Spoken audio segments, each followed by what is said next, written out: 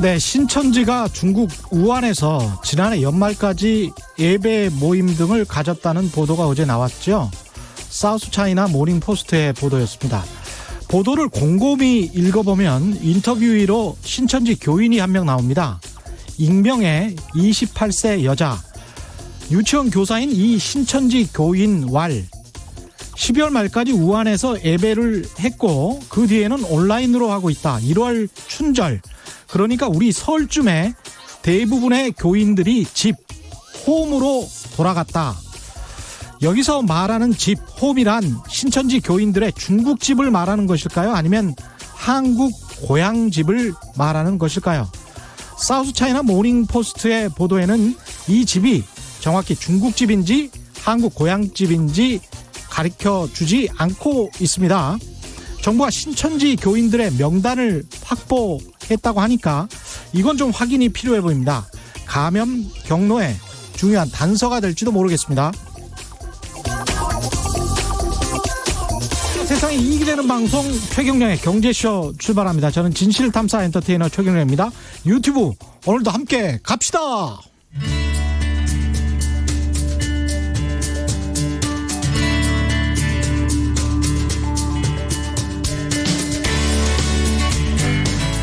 경제방송 아무거나 들으면 큰일 납니다. 듣고 또 들어도 탈이 나지 않는 최경영의 경제쇼. 네, 코로나19 유행의 와중에도 대규모 환매 중단 사태로 자본시장을 혼란에 빠뜨린 라임 사태 전모가 밝혀져서 또 다른 충격을 주고 있는데요. 투자자들이 날린 돈만 1조 원이 넘는다고 합니다. 오늘은 이 라임 자산운용 그리고 사모펀드 전반에 관해서 서영수 키움증권연구원 모시고 자세히 알아보겠습니다. 안녕하십니까? 예, 안녕하세요. 예, 오랜만에 또 뵙습니다. 예. 지난번에 그 독일 금리하고 연계됐던 DLF라고 그렇죠. 있었지 않습니까? 그게 또 문제가 됐었고 이번에 라임 자산운용인데 이거 전반적으로 손실 규모가 어느 정도 되나요? 우선 DLF만 대략 자산 규모가 8천억인데요. 예. 한 2천억에서 최대 4천억까지 지금 예상이 되고요. 예. 두 번째 라임 자산 손실이. 예, 손실이. 손실입니다. 예. 그리고 환매 정지된 라임 자산운용의 펀드는 대략 한 1.7조 원인데요. 예. 1조 원 이상 정도 손실이 예상됩니다. 근데 1.7조 원의 자산 중에서 1조 원 정도 1조 원 정도 손실이 예상된다. 예. 그리고 지금 환매가 이제 정지된 게 있고 안 된 게 있는데요. 예. 예, 안 된 건 폐쇄형인데 이렇게 예. 만기가 돌아오면은 그게 추가로 한 1조 원 정도 있는데 그것도 상당 부분 손실이 발생할 가능성이 있습니다. 아, 지금 말씀하시는 1.7조 원이라는 거는 개방형만 이야기하는 거고. 뭐 개방형 플러스 폐쇄형 중에서 만기가 돌아온 폐쇄형이죠. 아, 그럼 다 합해서 1.7조 원. 네. 그렇죠. 그러니까 폐쇄형 1조 원 따로 있는 거 아니죠? 폐쇄형 중에서 만기가 안 돌아온 폐쇄형이 있으니까요. 아, 네. 그렇군요. 네. 그러면 합쳐서는 규모가 2.7조 원 정도 되는 겁니까? 자산은 뭐 2.5 정도 생각을 하고 있는데요. 예. 어쨌든 손실은 말씀드린 바와 같이 뭐 1조 원 이상. 1조 원 이상으로 보고 있습니다.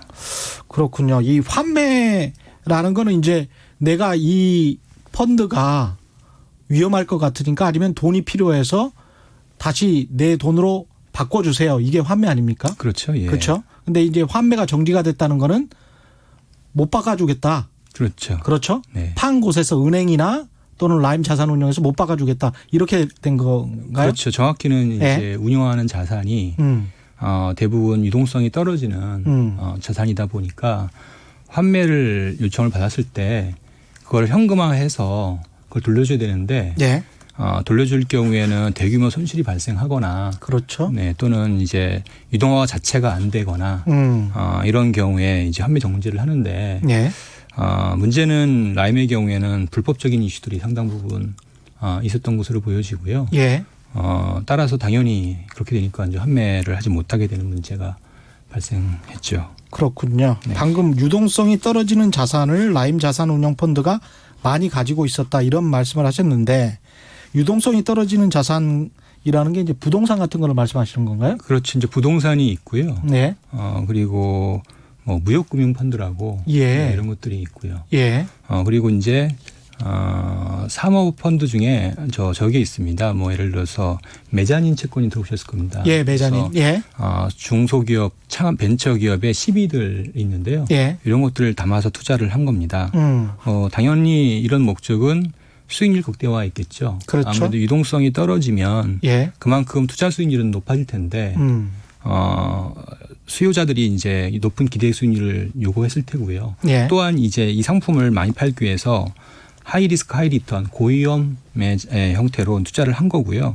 이 과정에서 유동성 리스크가 노출되었는데 반대로 팔 때는 개방형이거나 또는 폐쇄형이라 하더라도 만기가 짧은 예. 폐쇄형을 판 거죠. 그래서 팔 때 자체부터 구조적으로 이거는 사고의 위험이 대단히 높았던 거죠.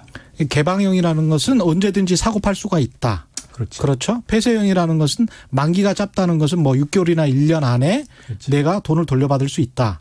그렇죠. 그런데 그렇죠? 이제 무역금융펀드라든지 이런 대상 자산은 6개월 이내에 이게 유동화가 되기가 사실상 어려울 수가 있거든요. 구조 자체가. 구조 자체가요. 예. 특히 이제 라인 같은 경우에 얼마 전에 또 확인된 거는 뭐 캄보디아에 리조트 투자한다고 1,000억 정도를 받아서 투자를 했는데 예. 알고 보니까 전혀 투자가 안 이루어진 그냥 땅만 있는 경우인 거죠. 그럼 뭐 리조트를 지어서 거기에서 수익이 나야 투자자들에게 돌려줄 수가 있을 텐데 그런 거 같은 경우는 앞으로 뭐 실제로 리조트를 개발한다고 하더라도 한참 시간이 지나야 수익이 나는 그런 형태잖아요. 그럴 수도 있고 예. 아니면 이 정도까지면 사기일 가능성이 좀 있겠죠. 그렇죠. 땅만 사놓고 그렇죠. 리조트 개발을 안 했다면 그렇죠. 덕분에 이제 은행주들도 굉장히 많이 떨어졌습니다. 최근에. 네. 그렇죠. 예. 이 사건 내용을 일단 전반적으로 정리를 해 주신 게 그겁니까? 아니면 더 보충을 좀 해 주실 게 있나요? 라임 자산운용 같은 경우에. 라임은 여기까지 말씀드리고요. 예. 우선은 이제 그 밖에 사모펀드에서 말씀드릴 게 많으니까. 예. 하나씩 그렇군요. 말씀드리겠습니다. 이 코로나19가 이 갈수록 기승을 부리고 있는 상황이긴 한데 유행이라는 단어까지는 지금 쓸 수 있다고 했으니까요. 금융산업에 미치는 영향이 어떤 게 있습니까? 코로나19는? 네, 크게 세 가지를 들 수가 있습니다. 예. 우선은 뭐 잘 아시겠지만은 내수가 상당히 심각하게 나빠지고 있잖아요. 예. 네, 뭐 당장 자영업들이 상당히 어려운 부분이 있는데 이에 따라서 연체가 발생할 가능성이 있겠죠. 예. 예, 그래서 가계 여신 그리고 카드 이런 쪽에 여신이 먼저 이제 연체가 발생할 수 있는데요. 이 예. 부분이 하나 될 수 있고요. 특히 지역적으로는 이제 대구 같은 특정 지역이 더 심해질 수 있습니다. 예. 두 번째는 이제 지금 시장 금리가 빨리 떨어지고 있고요. 뭐 조만간 이제 금통위도 열리는데 기준금리를 인하한다라면 아마도 안 그래도 지금 은행의 마진이 떨어지는데 예. 더 떨어질 수 있겠죠. 기준금리 인하 가능성을 높게 보시나요? 기준금리 인하 가능성을 높게 보지 않다 하더라도 예. 은행의 마진에 결정적인 영향을 미친 부분은 사실은 시장금리에 그렇죠. 있습니다. 예. 예, 그래서 시장금리는 이미 떨어져서 반영해서 예. 상당히 좀 하락하고 있는 추세이고요. 그 영향으로 은행의 마진은 추가적으로 더 하락할 가능성이 높습니다. 그렇군요. 또 어떤 영향? 마지막으로 예. 또 사모펀드를 얘기를 해야 되는데 사모펀드. 예. 사모펀드 중에서 국내 이제 개인 또 기관들이 투자 많이 한 게 부동산 펀드예요. 예. 예, 부동산 펀드 중에서 해외 부동산이 있는데요. 예. 해외 부동산에 한 50조 원 정도가 이제 되는데 예. 그게 이제 5년 전에는 한 8조 원 됐는데 그게 이제 한 5년 만에 이제 50조 원이 됐죠. 어휴, 근데 엄청나게 이제 늘었네요. 예, 예. 그래서 가장 많이 늘어난 쪽 중에 하나가 이제 해외 부동산입니다. 6배 정도 5년 동안 상승했네. 그렇죠. 예.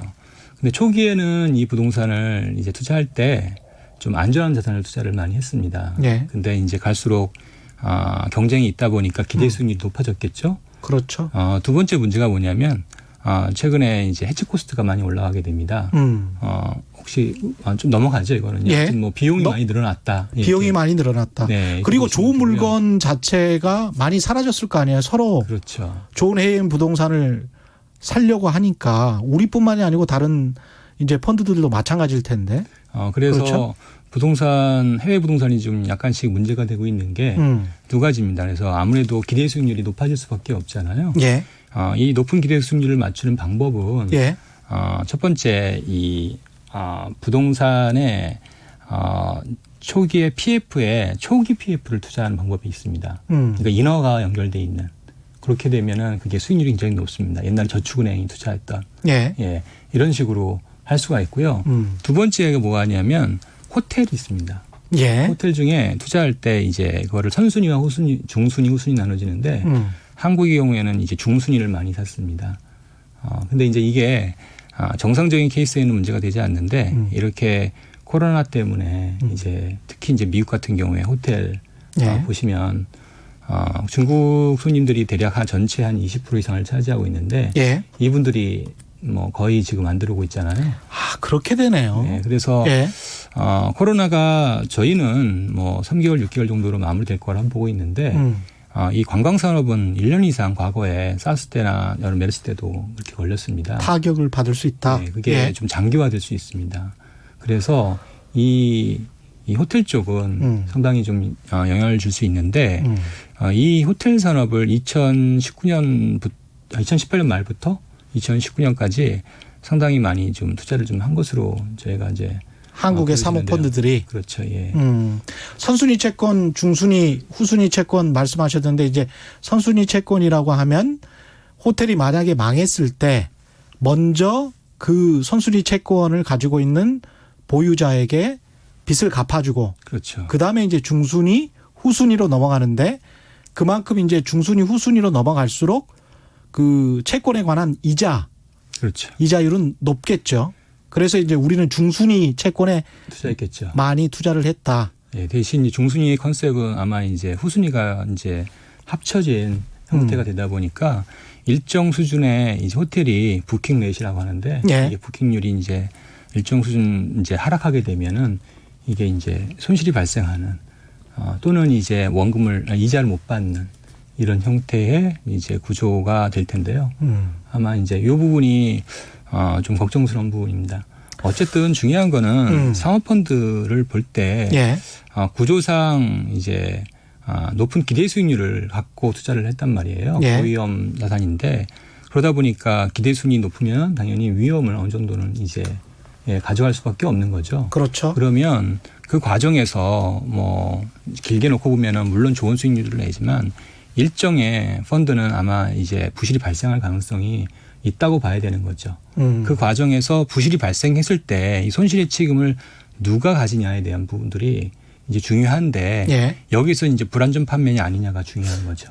불안전 판매에 관해서 넘어가기 전에 지금 말씀하신 것 중에서 이제 코로나19로 금융산업에 미치는 영향을 제가 질문을 했는데 그게 이제 자영업자의 연체율 증가, 그렇죠? 예. 그다음에 이제 은행들의 순이자 마진 하락, 그렇죠. 그다음에 사모펀드에 영향을 미친다. 근데 이 사모펀드의 영향을 아주 심대하게 미칠 걸로 지금 보고 계시는 거네요.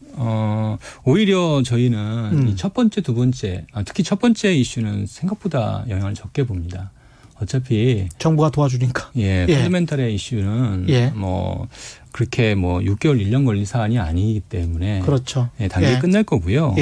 그리고 한국의 대출 구조는 저희가 누누이 말씀드리지만 원리금 분할상환 대출 구조가 아닙니다. 그래서 이자만 내는 대출 구조이기 때문에 연체가 발생하고 부실이 발생하는 가장 결정적인 변수는 은행의 대출 태도입니다. 은행이 대출을 회수해야 되는데 오히려 지금 상황에서 은행이 대출을 회수할까요? 오히려 대출을 더 늘려주려고 하겠죠. 그렇죠. 그래서 이 부분은 생각보다 걱정을 하지 않아도 될 것 같고요.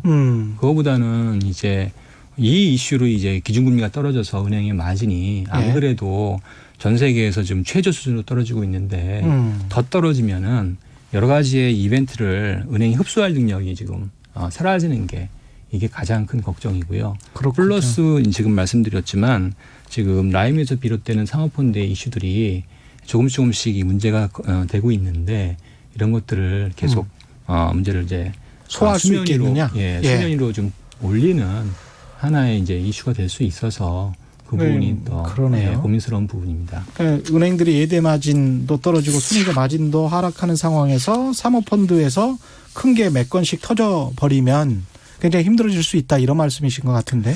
그렇죠. 지금 실제 뭐 아까 말씀드렸듯이 라인만 하더라도 손실 규모가 1조가 넘잖아요. 은행 입장에서 본다면 상당히 부담이 그죠. 수 있는 사안이고요. 예. 그런데 이게 지금 사모펀드가 우리나라 규모가 어느 정도나 됩니까? 이게 수백조 정도 되죠? 그렇죠. 예. 근데 이제 그거를 예. 다 문제 있다라고 얘기하는 거는 아니고. 예, 좀 지나치고요. 예. 그리고 사모의 개념을 좀 우리가 정리할 필요가 있는 게 예. 사모는 원래 사적으로 돈을 모집한 거잖아요. 예. 프라이빗 예. 펀드죠. 그래서 예. 그야말로 선수와 선수들끼리 예. 예, 돈을 모아서 이제 운영을 전문가들끼리 하는 거잖아요. 어찌 그렇죠. 보면 예. 그 손실이 나든 안 나든 별로 그게 중요할 게 없죠. 어찌 보면 그렇죠. 예. 내가 개인적으로 사적으로 투자를 했고 그렇죠. 사적으로 또 그 모았어요. 네. 펀드 운용사도 사적으로 모았어요. 맞습니다. 아름아름으로 해서. 예, 예. 그리고 그게 법으로 허용이 됐었고. 그렇죠. 그렇죠? 예. 예. 그래서 금융감독원이 개입할 여지가 사실 없는 이슈일 수 있어요. 어찌 그러네요. 보면. 예. 민간 시장에서 자율적으로 벌어진 일이죠. 그렇죠. 예. 근데 문제의 출발은 그렇지 않다는 거죠. 그렇지 않은 사람들한테 이제 그런 상품을 판 거죠. 다시 말하면 기관 같은 전문 예. 투자들한테 사모펀드를 파는 거는 아주 자연스러운 일입니다. 근데 이제 이거를 개인한테 그런 걸 감당할 수 없는 개인한테 은행 예금처럼 판다든지 예. 예, 또는 그냥 공모펀드처럼 판다든지 이렇게 해버리면 예. 이건 상황이 달라지는 거죠. 근데 일반 개인한테 잘 알지 못하는 사람들에게 은행에서 그냥 일반 상품 파는 것처럼 팔았다는 거잖아요. 뭐 단정해서 얘기할 수는 좀 없고요. 예. 어쨌든 이제 감독원에서의 이제 얘기는 그런 것들이 좀 밝혀지고 있으니까 그거는 이제 예, 좀 보시고 말씀을 드리고요. 예. 그 다음에 이제 저희가 이제 말씀드릴 수 있는 거는 여러 가지 사모펀드 중에서 이제 문제의 소지가 있는 게 결국에는 이제 유동성이 떨어지는 이제 파생 상품 그리고 이제 부동산, 예. 그다음에 혼합형 이런 자산이 있는데요. 예. 이런 펀드들이 있는데 이런 펀드 중에서 기관을 뺀 개인과 법인의 자산, 요게 이제 중요한 우리 관심 사항일 겁니다. 그렇죠. 요게 이제 대략 한 63조 정도 됩니다. 파생 상품, 부동산, 혼합형이 포함된 상품들이 한 가계, 법인. 예. 예, 그래서 이게 4년 만에 30조 원 정도가 늘었으니까요. 예. 예, 요 부분들이 이제 관심 갖고 봐야 될 이슈이고요. 지난번에 독일 금리 연계 DLF 같은 경우도 파생 상품이었잖아요. 결국엔 그렇죠? 다 예. 이게 포함된다고 보면 되죠. 그렇죠. 네. 이게 어떤 그러면은 구조적인 문제라고 보시는 거네요. 예. 구조적인 부분이 상당히 강하다라고 봐야 됩니다. 이거를 예. 단지 그냥 현상적으로 일시적인 요인이다라고 보는 거는 예. 좀 문제가 있습니다. 예. 그 구조적인 문제. 그러면 정부가 관리 감독을 제대로 못했다. 이렇게도 볼 수 있겠습니다. 네. 그렇게 보고요. 예. 이거를 좀, 뭐 언론이라든지 많이 보시면은 예. 이거를 관리 감독 차원으로 많이 지적을 하시는데. 예. 그렇게 보면 약간 문제의 본질을 왜곡해서 본다라고 봅니다. 예. 어떤 측면에서 그렇습니까? 우리 이제 감독 당국 중에 이제 금융위가 있고 금융감독원이 있잖아요. 예. 기본적으로 금융위는 예. 정부의 정책을 이제 정부가 요구하는 것들을 받아서 정책을 수행하는 곳이에요. 금융 정책이라는 곳이 따로 있어요. 그렇죠. 예. 예. 관리 감독도 갖고 있고요. 예. 또 이 경기를 부양하고 경제를 산업을 발전시키기 위한 이런 분야도 같이 병행해서 갖고 있다는 거예요. 예. 그래서 지금 이 문제가 발생한 거는 관리 감독의 이슈를 넘어서 정책적인 측면에서 잘못된 부분들이 있었던 거예요. 어떤 정책적인 측면에서 네. 잘못된 게 있었습니까? 그거를 예. 이제 2014년 이제 최경환 정부로 좀 거슬러 올라갈 필요가 있습니다. 2014년까지 거슬러 올라가는군요. 예, 예. 보통 예. 금융 정책은요. 예. 대략 긍정적인 거는 한 3개월, 6개월, 1년 내에 발생하고요. 예. 문제가 발생한 거는 대부분 4년, 5년 이후 그 다음 그렇- 정권에 나타납니다. 그렇군요. 예, 그래서 역대의 금융 위기가 발생했을 때 대부분은 그전 정부가 금융 산업 정책을 잘못했기 때문에 나타나는 예. 그 결과입니다. 예. 예, 그래서 그 부분을 거기서부터 따져야 되는 거고요. 그렇죠. 예. 사실은 2015년도에 무슨 2014년 이제 정부가 이제 어떤 부동산 시장 부양을 통한 경기 부양 정책을 취했잖아요. 이른바 빚내서 집 사라. 네, 예, 그랬죠. 예, 예. 또 하나 취한 게 창조 경제였잖아요. 예, 예. 두 가지 목표를 달성해야 되는데 예, 이 저금리 정책을 통해서 이제 집값 부양을 하게 되면은 어떤 문제가 발생하냐면 금리가 떨어지잖아요. 예. 떨어지자면은 시중에 이제 은행들이 대부분 대출을 어디다 해주냐면 우량 기업이나 부동산에 대출을 해줍니다. 그래서 그렇죠. 예. 담보니까. 그렇죠. 예. 그래서 그 정책이 나온 2015년, 2010년을 보면은 전체 대출 중에 90%가 부동산으로 올라가게 됩니다. 90%가 네.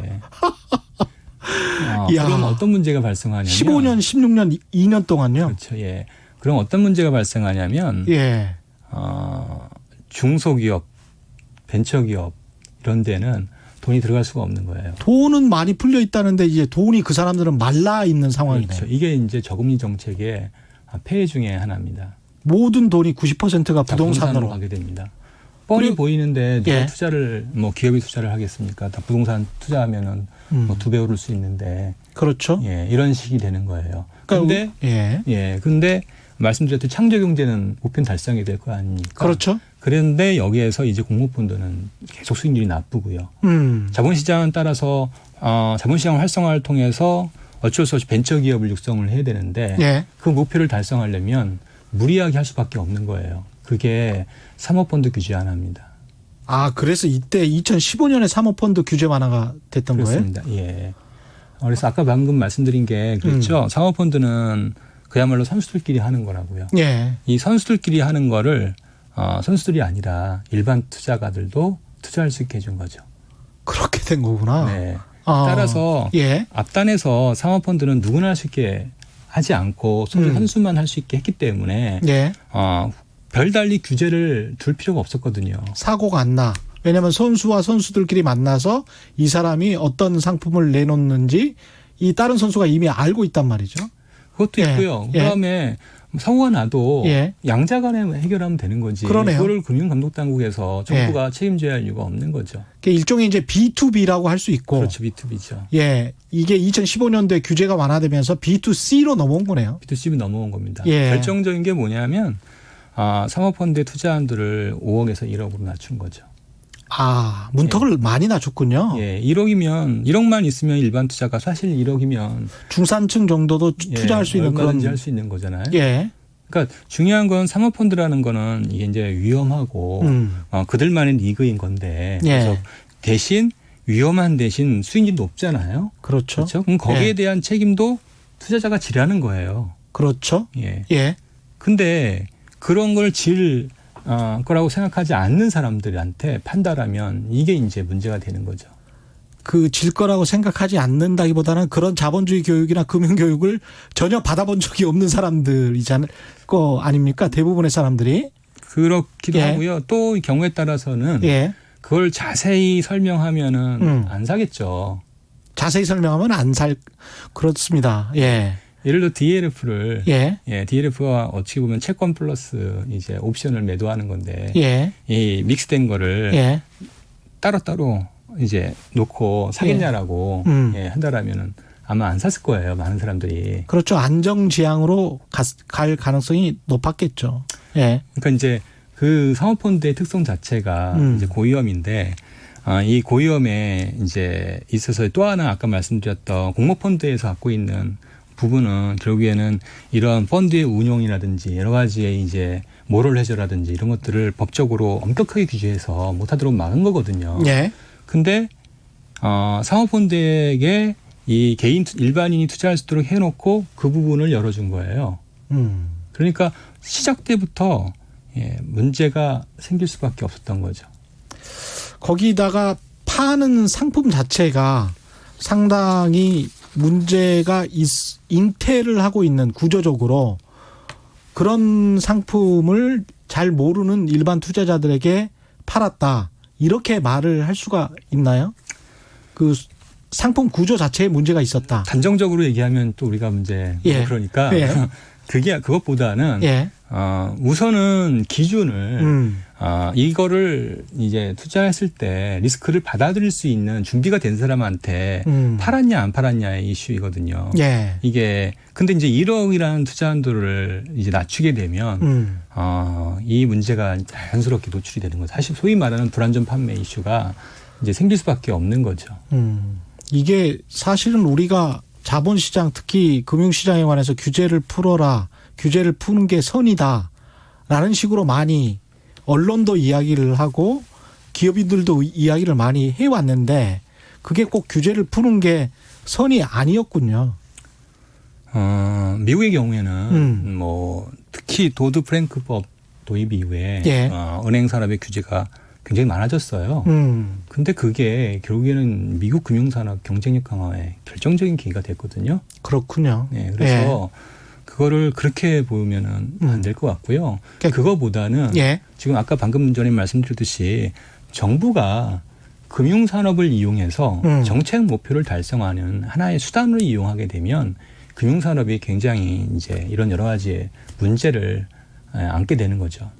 정치적 수단으로 삼아서 그렇죠. 사모펀드를 하나의 흥행 요소로 만들었다는 거네요. 결국에는 이제 창조경제라든지 이런 여러 가지 문제 이런 이슈들을 또 하나 이제 아까 얘기했던 결국엔 부동산 시장을 부양하기 위해서 절대적으로 은행의 금리를 낮추고 은행의 금리를 낮추니까 은행들은 어쩔 수 없이 대출을 더 많이 해주게 되고요. 그러니까 가계부채가 그렇게 늘어나고 그게 한 몇 년 있어서 지금 한 4, 5년 만에 문제가 생겨나고 있다. 결국에는 2014년도부터 2015년까지 진행된 정부의 정책이 지금 가계부채 문제 그리고 이 문제 이게 다 연결되어 있는 거예요. 그래서 이거를 그런 근본적인 문제로 풀어나가야 문제를 해결할 수 있지 그냥 현상적으로만 본다라면 계속 나타날 거고.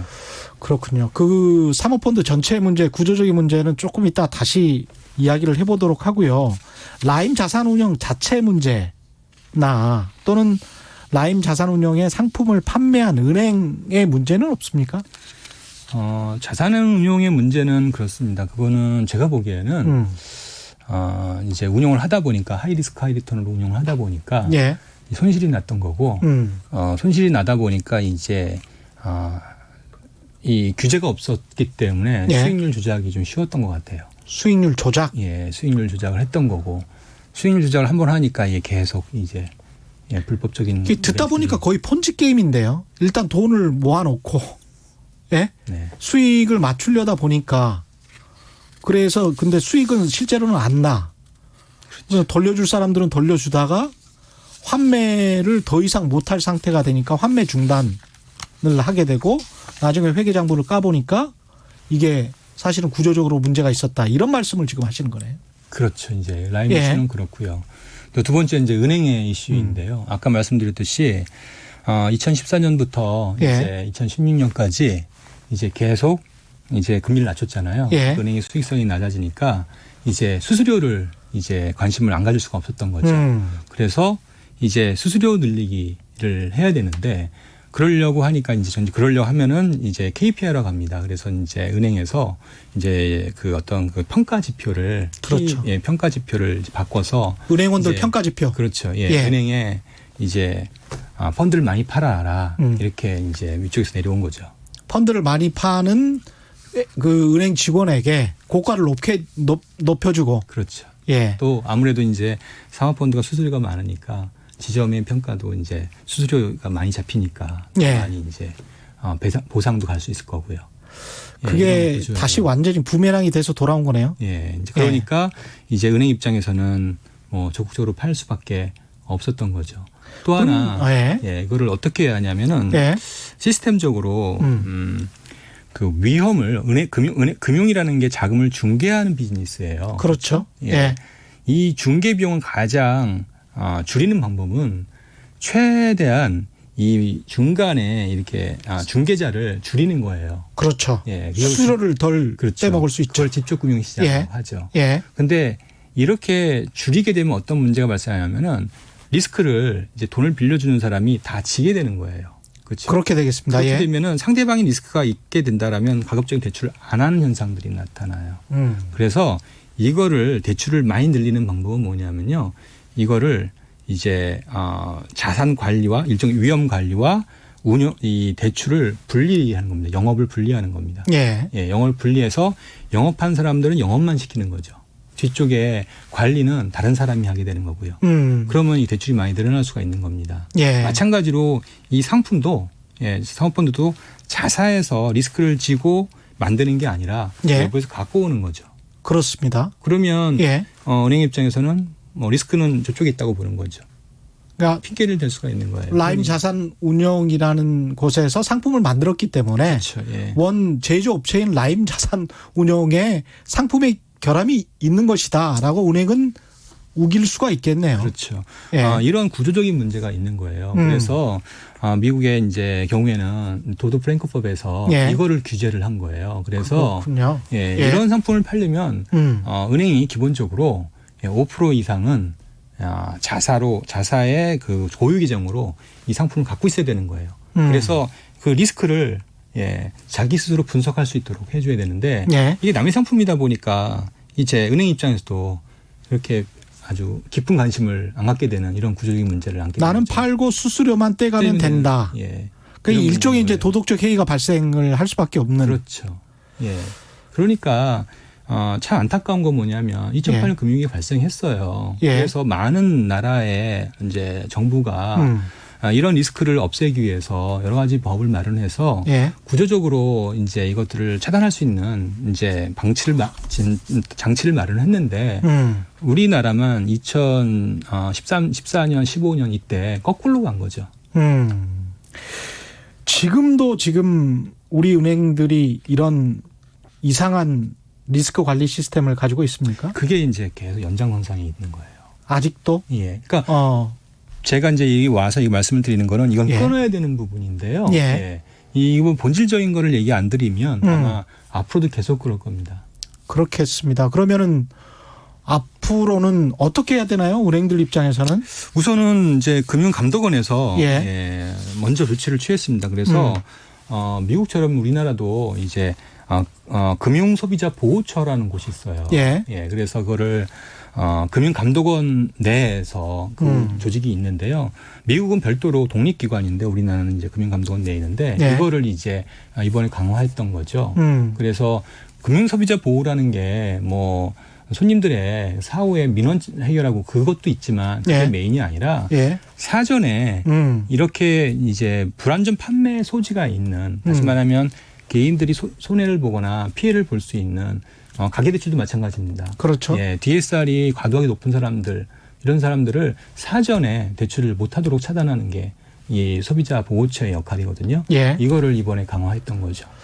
사후 약방문이 되지 않도록 사전에 뭔가 조치를 취할 수 있게 된 것은 반갑습니다만 그럼에도 불구하고 은행들이 여전히 본인들 입장에서는 이제 특히 은행원들 입장에서는 실적을 올려야 되는데 실적을 올리고 수수료를 떼서 그것이 이제 지점장에게 인사고과에도 반영이 되고 그렇다면 이런 어떤 행태적인 조직에서 나오는 그 행태적인 문제 이런 것들은 여전히 고쳐지지 않을 것 같은데요.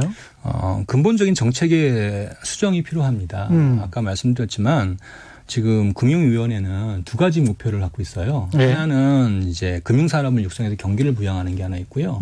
하나는 사후 관리 감독을 강화해서 리스크가 나지 않도록 해주는 거죠. 서로가 상충되는 이슈거든요. 예. 이렇게 되면 안 되는 거죠. 예, 그래서 금융위원회가 갖고 네. 있는 산업적인 부분, 정책적인 부분은 예. 당연히 이제 기재부 쪽으로 가야 되고. 기재부로 가야 되고 이거는 최소화돼야 돼요. 예. 그래서 지금 가장 큰 문제가 뭐냐면 정부가 이제 경기를 부양해야 하려면은 예. 가장 효과적인 게 뭐냐면 결국엔 대출을 늘리는 거거든요. 그렇죠. 대출을 늘리는 가장 좋은 방법은 결국엔 또 기준금리 인하해서 대출금리 낮추는 거거든요. 예. 그게 또 은행의 마진 악화로 연결이 되는 거예요. 예. 그러면 은행은 어쩔 수 없이 계속 이제 더 많은 대출을 늘려야 되고 더 위험한 상품을 팔아야 되는 이런 문제가 발생하는 거죠. 그렇군요. 네. 예. 미국의 경우는 어떻게 하냐면 이런 정책적인 측면에서 정부가 개입하는 부분이 아예 없습니다. 규제는 강화하되 예. 가격에 대해서 정부가 개입하는 부분들이 없는 거예요. 무리하게 이제 마진을 떨어뜨리는 요인들이 없기 때문에 예. 미국의 은행은 한국의 은행 대비 마진이 최소 1.5배에서 2배 이상 높습니다. 그렇군요. 네. 그 기반 하에서 이제 리스크 관리를 철저히 하니까 당연히 원리금 분할 상환도 쉽게 할 수 있는 거고요. 규제는 강화하되 돈은 벌게 해준다. 그렇죠. 그런 의미네요. 그렇게 되면 예. 은행 대출 성장률이 4~5% 이 정도밖에 안 되고요. 오해하실 텐데 그러면 은행원들 돈 너무 많이 버는 거 아니냐 이렇게 얘기하시는데 미국의 은행들의 지금 평균 임금이 대략 한 10만 불 정도 됩니다. 예. 우리나라가 지금 10만 불 정도 되거든요. 그러니까 소득 대비 어떤 뜻인지 이해하시죠? 그렇죠. 한 2배 정도 되니까. 그렇죠. 예. 미국의 1인당 GDP가 우리의 한 2배 정도 되니까 그런 상황에서 미국이 10만 불 정도 되는데 우리는 10만 불 정도 되면 생산성이라는 측면에서도 굉장히 많이 차이가 나는 겁니다. 그러니까 이제 과도하게 이제 위에서 이제 KPI라는 걸 가지고 프레셔를 누리면서 영업을 많이 하면서 거기에 따른 인센티브가 지급되다 보니 이렇게 되는 부분들이고요. 예. 그 원인은 결국에는 또 이제 경영진들이 최대한도로 이익을 많이 내도록 요구하는 거고 그 원인은 다시 또 들어가 보면은 지배구조에 있습니다. 지배구조에. 우리나라 은행들의 지배구조가 결국에는 단기 투자하시는 주주들에 의해 이루어지거나 아니면 실질적인 주주가 없는 형태로 이루어지거나 이게 이제 문제인 거죠. 은행에 주인이 없다. 그렇죠. 예. 미국의 다시 또 예를 들어보면 미국은 이사회 구성 자체가 국민연금과 같은 연기금 장기 투자하시는 분들이 대부분 주주 구성을 갖고 있거든요. 예. 그러다 보니까 이 이사회가 기본적으로 추구하는 목표가 장기 수익입니다. 장기 수익이고요. 그리고 안정적인 배당입니다. 우리처럼 무리하게 대출을 해서 리스크를 미래로 전가시키면 어차피 지금 배당이 많이 나와봐야 미래에 손실이 난다라면 의미가 없잖아요. 그러면은 연기금 입장에서는 그거를 거부할 수 있겠죠. 이런 말씀을 하시는 것 같기도 합니다. 그러니까 우리 같은 경우에 IMF 이후에 은행이 그 주인이 없는 은행이 많아졌고 정부의 입김이 셀 수밖에 없는 상황이잖아요. 그런 상황에서 정부가 정권이 바뀔 때마다 은행장 인사에 개입을 하게 되면 은행장들은 단기간에 본인의 실적을 또 높여야 되고 그렇죠. 단기간에 뭔가를 좀 보여줘야 되니까. 그렇죠. 예. 그렇게 되면 단기 수익만 집중하다 보고 그렇게 하다 보면은 나중에 그 위험 부담들은 차후에 은행장 되는 사람들 그리고 차후에 금융 소비자들이 다 안게 되는 그렇죠. 그런 구조를 가지고 있다 그런 말씀을 하시는 거네요. 그렇죠. 예. 지금 미국의 많은 노인분들은 은퇴하신 분들은 굳이 60대 이상 사람들은 대부분 일을 안 하잖아요. 그 이유가 연기금에 투자한 돈들이 대부분 엄청난 수익을 2배 이상 수익이 난 상황들이잖아요. 그 펀드의 구성 중에 핵심이 은행주들입니다. 그러네요. 이렇게 장기 투자가 이루어지면서 안정적으로 이제 운영을 하게 되는 거고요. 그러니까 안정적인 배당을 이룰 수 있는 거고요. 결국엔 그게 다시 국민들에게 돌아간 거죠. 이 금융과 관련해서 부동산 정책도 비슷하게 볼 소지들이 좀 있을 것 같은데요. 그 부동산에 관련된 이야기를 좀 하기 전에 문자들이 좀 와서 문자들을 먼저 좀 소개해 드리겠습니다. 8228님. 기존의 주식공모펀드 활성화 대책이 필요한 게 아닌가요? 이런 말씀하셨습니다. 부동산 시장에만 돈이 몰려서 역효과가 나는데 자산의 물꼬를 다른 쪽으로 흐르게 해야 하지 않나요? 이러면서 이제 주식 공모펀드 활성화 대책 쪽으로 가는 게 어떠냐? 이런 말씀이신데요. 단기적으로는 매우 좋은 대책인데요. 그것보다는 저는 자본시장 측면에서 놓고 본다면 본질적인 대책 전환이 필요합니다. 기본적으로 지금 저금리 정책이라든지 여러 가지 정부가 과도하게 시장에 개입하는 부분들이 있거든요. 이것들을 좀 수정할 필요가 있습니다. 그리고 더욱더 규제를 강화해야 되는 부분들이 많습니다. 그래서 어떤 측면에서는 또 규제를 강화해야 되고 시장에 이제 여러 가지 주주들의 어떤 모럴 해저들, 투자자들의 또 뭐 과도한 투기 예. 이런 것들을 최소화해서 안정적인 수익률을 이룰 수 있게 하고 예. 또 하나 이제 장기 투자자들이 충분히 이제 혜택을 가져갈 수 있게 하는 그래서 이 장기 투자자가 주주로서의 권리를 행사할 수 있도록 유도하는 이런 정책들이 취해지게 되면은 아마 한국의 시장은 지금보다도 뭐 굉장히 많은 수익률 상승이 있지 않을까 이렇게 봅니다. 미셸 미엘님은 모든 게 다 정치적, 경제가 정치와 엮여서 문제임. 예. 동의합니다. 경제학이 정치 경제학이죠. 예. 9773님. 대한민국 모든 곳이 마찬가지입니다. 정치권도 마찬가지고 단기 승부만 추구한다. 이것도 저도 비슷하게 느끼고 있고요. 강선모님은 아직 부족하지만 민주주의가 많이 심화되어 관을 견제할 수 있다는 생각을 기반으로 관치금융이 확대되었으면 합니다. 이거는 또 무슨 말씀이신지. 예. 기본적으로 이제 금융은 민간으로 가는 게 맞는 거잖아요. 그죠? 그렇죠. 이제 초창기 개도국인 경우에는 정부의 개입이 불가피한데 한국은 그러기에는 이제 시장이나 전체의 경제 구조가 너무 커졌잖아요. 너무 커졌고요. 선진화되어 있단 말이에요. 예. 그래서 정부의 개입이 다시 말하면 정부가 시장을 이길 수가 없어요. 그럼요. 예. 그런 상황에서 정부의 개입이 오히려 여러 가지 버블이나 부작용을 낳게 되는 문제들이 계속 생기고 있고요. 예. 이 현 정부도 사실은 이런 여러 가지 문제들을 안고 있고 그렇죠. 대표적인 게 사실은 부동산 정책이에요. 예. 관료는 변하지 않으니까요. 네. 예. 오직하면 못 피하라고 하겠습니까? YJ 최님, 대출해주고 책임도 은행이 떠안아야 끝까지 개인에게 물리지 말고 그래야 건전해지죠. 부동산 관련해서 이 문제도 여쭤볼게요. 미국 같은 경우에 그때 금융위기 일어났지 않습니까? 부동산 때문에. 그런데 이제 가령 제가 샀던 어떤 부동산이 집이 5억짜리였는데 제가 한 3억 정도를 대출을 받고 샀어요. 근데 대출받은 금액보다 더 아래로 떨어져 버려서 5억짜리가 2억으로 떨어졌어. 그래서 나는 3억이나 갚아야 되는데 집값이 2억이야. 그래서 나는 더 이상 못 갚겠다라고 해서 나와버리면 그 집에서 나와버리면 나머지 이 대출받은 비용 같은 거는 빚은 미국 같은 경우는 은행이 다 떠안게 돼 있잖아요. 그렇죠. 예. 그걸 비소구권 대출이라고 하고요. 그렇죠. 50개 주인가요? 그중에서 한 17개 주 정도가 그걸 채택하고 있으니까요. 전부는 아닙니다. 그렇죠. 근데 이제 우리 같은 경우는 소구권 대출입니다. 그렇죠. 예. 끝까지 개인에게 추심을 하는 거잖아요. 그렇죠. 그렇죠. 최근에 그래서 이제 이런 부분들을 조금 더 정부가 강화하려고는 하고 있는데 어느 정도 하다가 좀 멈춘 느낌이 좀 듭니다. 역시 은행의 힘이. 부동산 관련해서도 어떻습니까? 사모펀드 비슷한 어떤 행태가 보입니까?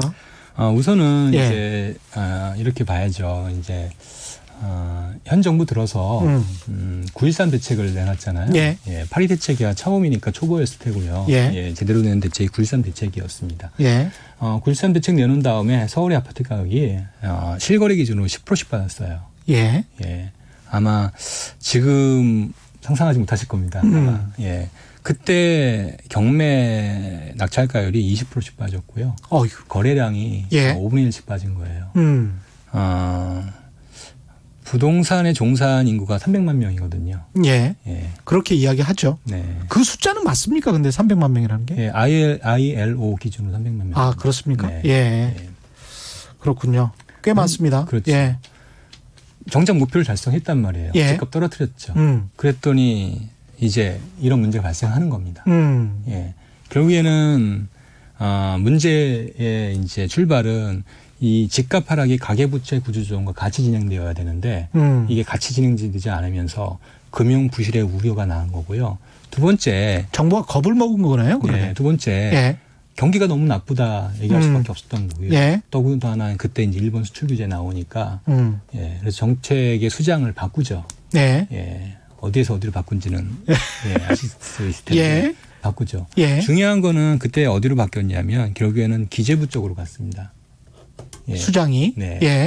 기재부의 정책 목표는 경기 부양에 있습니다. 부동산 시장 안정에 있지 않습니다. 부동산 시장 안정이 있지 않다. 예, 현 정부가 잘못한 거는 네. 목표를 두 개를 준 겁니다. 예, 경기 부양과 집값 안정을요. 서로 이거는- 상치되는 목표구나. 예, 이건 이룰 예. 수 없는 겁니다. 있을 수가 없다. 이룰 수가 없는 거죠. 이룰 수도 없고. 예. 예. 따라서 예. 실제 이제 이런 문제를 해결하기 위해서 기재부 이제 바뀌고 나서요, 예, 두 차례 금리를 인하합니다. 예. 어떤 정책적 효과보다 금리를 인하하잖아요. 이거는 부동산 시장에 그것만큼 좋은 게 없습니다. 역시 예상대로 6개월 만에 거의 20% 이상 서울 아파트 가격이 올랐죠. 예. 예. 그렇게 된 거네요. 그러니까 이 스토리 자체가 정부는 두 마리 토끼를 다 잡고 싶었는데 그게 안 된다는 거죠. 집값도 잡고 싶고 경기 부양도 하면서 경기 하락도 방지하면서 세 가지를 잡고 싶었네요. 사실은 또 가계 부채도 좀 장기적으로는 좀 구조 조정이 됐으면 좋겠다.